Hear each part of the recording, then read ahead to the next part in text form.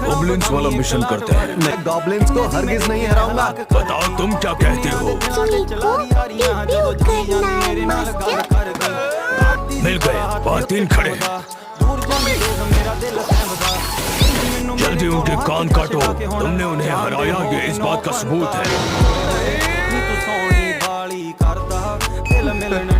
कमजोर कहीं के, तुमने इसके पहले कितने जानवरों को काटा है?